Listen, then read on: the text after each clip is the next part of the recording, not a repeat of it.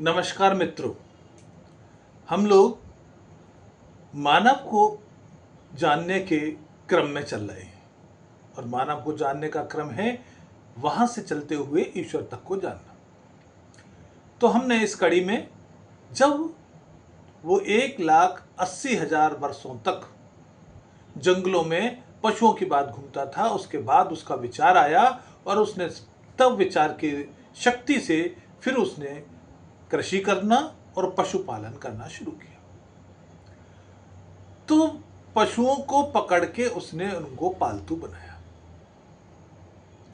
लेकिन उसमें श्रम दिया, सुरक्षा दी। इस कारण से उसको लाभ हुआ।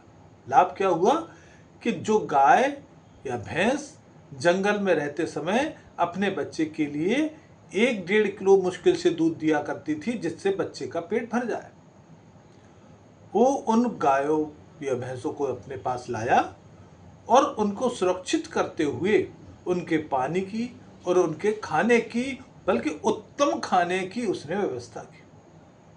और उस खाने की क्वालिटी का कारण ही जो 1 किलो दूध देने वाली गाय भैंस थी, वो कालांतर में बढ़ते बढ़ते आज 20-20 और 40-40 किलो तक पहुंच गई। तो जो अतिरिक्त दूध उसको मिला वो उसका परिश्रम का प्रतिफल था।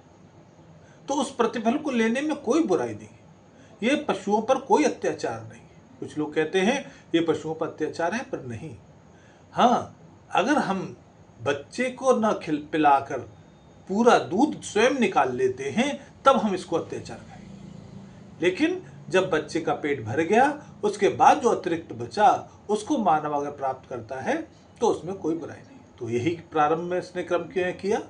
उसी तरह से कृषि में उसने श्रम लगाया, अपना विचार लगाया, अपना मस्तिष्क लगाया। जो धान कहीं उगे हुए थे उनको लेके संग्रह किया, उनको उत्तम क्वालिटी के धानों को छांटा और उसके लिए उसने एक वातावरण तैयार किया, खेत तैयार किया और उसमें उसने उन बीजों को रोपित किया, उनकी पानी की व्यवस्था, उनकी खाद की व्यवस्था की, जिससे कि अच्छी क्वालिटी के उसके चावल प्राप्त हो। लेकिन वो यही नहीं रुका, उसने और श्रम लगाया और विचार लगाया।